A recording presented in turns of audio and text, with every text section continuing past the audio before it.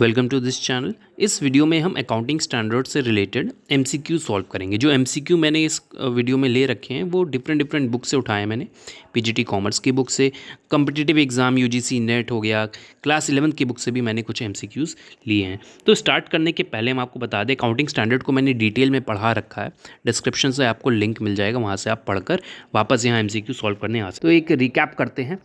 MCQ start करने के पहले एक रिकैप कर लेंगे, जो जो मैंने पढ़ाया था उसका एक क्विक रिकैप लेंगे। टोटल अकाउंटिंग स्टैंडर्ड, जो अकाउंटिंग स्टैंडर्ड बोर्ड है वो 1977 में सेटअप किया गया था। इंटरनेशनल अकाउंटिंग स्टैंडर्ड बोर्ड 2001 में सेटअप किया गया था। टोटल 32 अकाउंटिंग स्टैंडर्ड है और जिसमें मैंडेटरी 29 है। आईएफआरएस टोटल 17 है और इंड एएस कितने हैं 41। ये देखिए सबके नेम लिखे हुए हैं। नेम से रिलेटेड भी क्वेश्चन आते हैं कि AS2 किससे रिलेटेड है, तो यहाँ सबके नेम मैंने लिख रखे हैं। आगे देखते हैं। एक ये इंपॉर्टेंट है, ये हमको सर्च किया नेट पे तो हमको डेटा मिला, तो ये बहुत इंपॉर्टेंट डेटा है। जब फर्स्ट टाइम वर्ल्ड में अकाउंटिंग स्टैंडर्ड सेटअप किया गया, जैसे यहाँ लिखा the international accounting standard committee setup की गई जब वर्ल्ड में फर्स्ट टाइम 1973 में, तो उसमें कौन कौन मेंबर थे? Australia, Canada, France, Germany, Japan, Mexico, Netherlands, the United kingdom, Ireland and the United states. तो इतनी कंट्री मेंबर थी जब first time international accounting standard committee बनाई गई। तो स्टार्ट करते हैं। Accounting standard board of India was established in the year. अभी आपको हमने एक फैक्चुअल डेटा का रिकैप करवाया था, जिसमें आपने पढ़ा है कि अकाउंटिंग स्टैंडर्ड बोर्ड जो है इंडिया का वो 1977 में स्टैब्लिश किया गया। So answer is D, 1977। Accounting standard board of India was set up by, जो अकाउंटिंग स्टैंडर्ड बोर्ड बनाया गया उसको सेटअप किसने किया, मतलब मेन बॉडी पूछ रहा है यहाँ पर। तो इंडिया में अकाउंटिंग स्टैंडर्ड से रिलेटेड मेन बॉडी है institute of chartered accountants of India. So answer is ICAI। How many mandatory accounting standards are there in India? India में कितने मैंडेटरी अकाउंटिंग स्टैंडर्ड्स हैं? 2020 का डेटा पूछा है यहाँ पर। तो पहले आपको बता दें, टोटल अकाउंटिंग स्टैंडर्ड्स इंडिया में 32 हैं, जिसमें से 29 मैंडेटरी हैं, तो बाकी 3 क्या है? Non mandatory. Next is fourth question में यहाँ दिया हुआ है, which one of the following standard is not mandatory. तो 29 के बाद 3 थे, 30, 31, 32 आर नॉट मैंडेटरी। तो यहाँ पर तीनों दिए हैं, तो all of the above answer हो जाएगा D. What is the aim of accounting standards in India? अभी हमने एक वीडियो बनाया था जिसमें अकाउंटिंग स्टैंडर्ड का पूरा डिटेल में हमने एक्सप्लेनेशन दिया है। तो उसमें वहाँ पे हमने आपको अकाउंटिंग स्टैंडर्ड का एम बताया था, ऑब्जेक्टिव बताया था। क्या होता है ऑब्जेक्टिव अकाउंटिंग स्टैंडर्ड का? कि एक यूनिवर्सल जो प्रेजेंटेशन होता है अकाउंटिंग, जितने भी फाइनेंशियल स्टेटमेंट होता है उसका जो प्रेजेंटेशन देते हैं, कंपनीज प्रेजेंटेशन देती हैं, तो वो अकाउंटिंग स्टैंडर्ड को फॉलो करती हैं। अकाउंटिंग स्टैंडर्ड को फॉलो करेंगी सब कंपनी, एक ही तरह के अकाउंटिंग स्टैंडर्ड फॉलो करेंगी, तो एक यूनिवर्सैलिटी आएगी। सब एक तरह के प्रेजेंटेशन देंगे। डेटा तो अलग रहेगा सब कंपनी का, लेकिन प्रेजेंटेशन तो एक प्रॉपर आएगा, सब समझ पाएंगे, हर कंपनी को के फाइनेंशियल स्टेटमेंट को कंपेयर भी कर पाएंगे। तो उसका मेन एम क्या है? Comparability and universality. तो आंसर देखिए क्या दिया, to make financial statement more comparable. हाँ तो सही है, कंपेयर कर सकेंगे जब सभी एक ही तरह के प्रेजेंटेशन देंगे। टू इंश्योर यूनिफॉर्मिटी भी आएगी, यूनिवर्सैलिटी यूनिफॉर्मिटी सभी की वर्ड है, तो यूनिफॉर्मिटी भी आएगी, इससे एक यूनिफॉर्म प्रेजेंटेशन होगा। सबको अगर बोला जाए ये इस तरह आप प्रेजेंटेशन दीजिए अपने फाइनेंशियल स्टेटमेंट का, एक ही पॉलिसी बनाई जाए, तो यूनिफॉर्मिटी आनी ही है। तो अकाउंटिंग स्टैंडर्ड का काम यही है, to guide the judgement of professional accountant का जो जजमेंट होता है उसको गाइड करने के लिए भी अकाउंटिंग स्टैंडर्ड बनाए जाते हैं। तो answer is D, all of the above. Next, as per the Indian GAAP generally accepted accounting principle, financial statement are presented at, जो फाइनेंशियल स्टेटमेंट है वो किस गैप के according, generally accepted accounting principles की बात कर रहे हैं यहाँ पे, उसके अकॉर्डिंग किस वैल्यू पे प्रेजेंट किए जाते हैं? तो ध्यान रखिएगा फेयर वैल्यू पे प्रेजेंट करते हैं इसको। Which one of the following is not a consideration in selection of accounting policy? Accounting policy को सिलेक्ट करने के लिए कौन सा कंसिडरेशन नहीं लिया जाता? तो क्वेश्चन हम समझा दें। अकाउंटिंग पॉलिसी मतलब हम जब अपनी अकाउंटिंग करेंगे तो क्या फुल डिस्क्लोजर करेंगे, मतलब सभी कुछ बता देंगे अपना बिजनेस से रिलेटेड, कोई सीक्रेट स्टेट सीक्रेट्स नहीं। तो आपको ध्यान रखना है कि फुल डिस्क्लोजर नहीं होता है अकाउंटिंग पॉलिसीज़ में। Next, which of the following is the fundamental accounting assumption?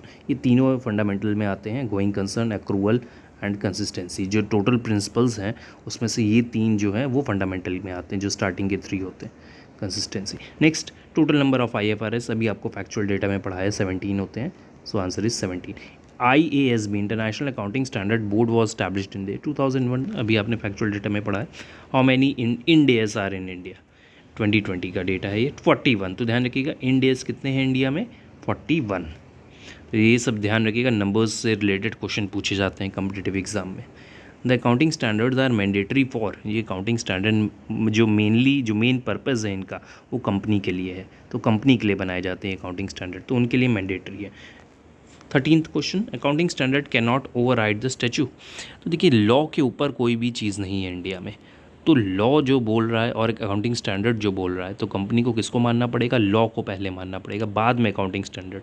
अगर कोई अकाउंटिंग स्टैंडर्ड लॉ को काट रहा है तो हम किसको मानेंगे, लॉ को पहले फॉलो करेंगे। So answer is true, can not override. Premier body of accounting in India is ICAI। तो मेन बॉडी कौन है जो अकाउंटिंग की है जो इंडिया में, ICAI है। अभी ये ऊपर आपको हमने बताया। Accounting standard accounting principle is one of the same thing. Standard और प्रिंसिपल क्या एक चीज़ है, नहीं। अकाउंटिंग स्टैंडर्ड अलग होते हैं, प्रिंसिपल्स अलग होते हैं। क्वेश्चन 16 से, which accounting standard is applicable for valuation of inventories. Valuation of inventories AS2 बताता है। आपको याद रखने होंगे सारे AS किससे रिलेटेड है। AS2 is related to valuation of inventories. Accounting standard is applicable intangible asset पे AS26 लगता है। क्लास 11 से ही आपको पढ़ा दिया जाता है। 12th में पढ़ाया जाता है, पार्टनरशिप में गुडविल का एडजस्टमेंट करते हैं तो AS26 आता है। तो 12 से ही स्टार्ट हो जाता है AS26। तो AS26 is related to intangible assets. Question 18, which accounting standard is applicable for depreciation accounting. AS6 होता है, डेप्रिसिएशन क्लास 11 में पढ़ाया जाता है, वहाँ पे AS6 के बारे में डिस्कशन किया जाता है। Question 19, which accounting standard is withdrawn included in AS26। ध्यान रखिएगा AS8 को विड्रॉ करके 26 में इंक्लूड कर दिया गया है, ये ध्यान रखिएगा। Next, who recommends accounting standard to central government को कौन बताता है कि ये अकाउंटिंग स्टैंडर्ड अप्लाई करिए, वो ICAI इंडिया की अकाउंटिंग स्टैंडर्ड बॉडी है, institute of chartered accountants of India. Next question, global standards facilitate. अगर हम ग्लोबल लेवल पे स्टैंडर्ड बना देंगे तो उससे क्या होगा, cross border flow of money, comparability of financial statement, both A and B.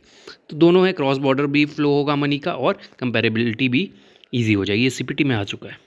Which committee is responsible for approval of accounting standard and modification for the purpose of applicability to companies.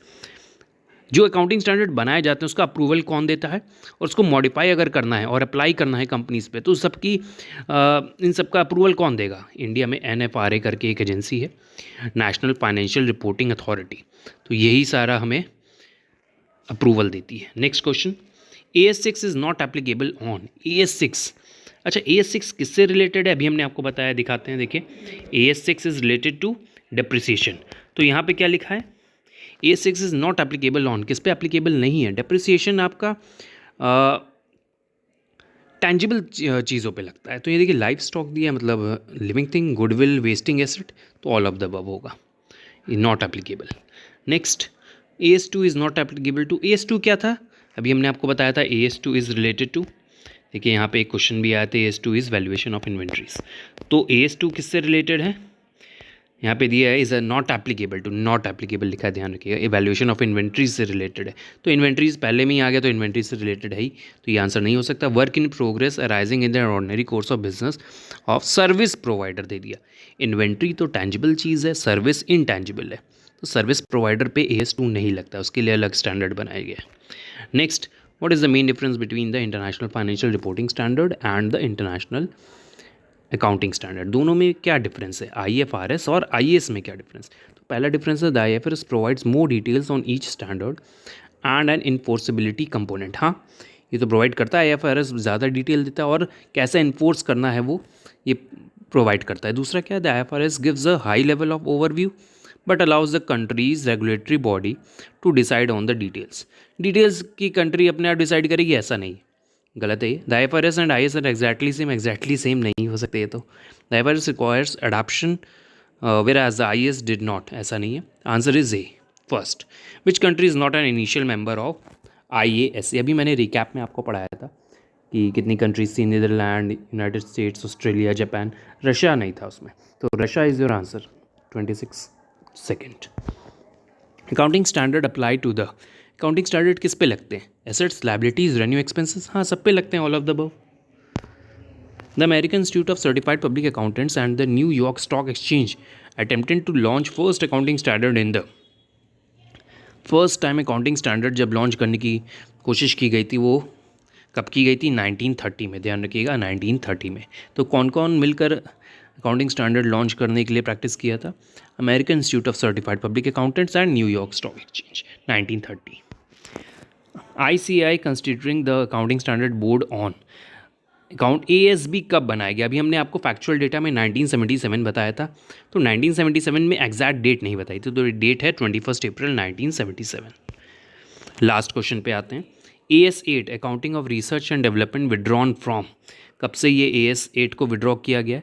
AS26 में include कर दिया गया है ना इसको, अभी ये पीछे क्वेश्चन किया था, तो 1 अप्रैल 2008 से इसको विड्रॉ कर दिया गया। आगे हम और भी वीडियोस बनाएंगे MCQ से, कम्पिटिटिव से एग्ज़ाम से रिलेटेड, अलग अलग बुक से हम लेकर MCQ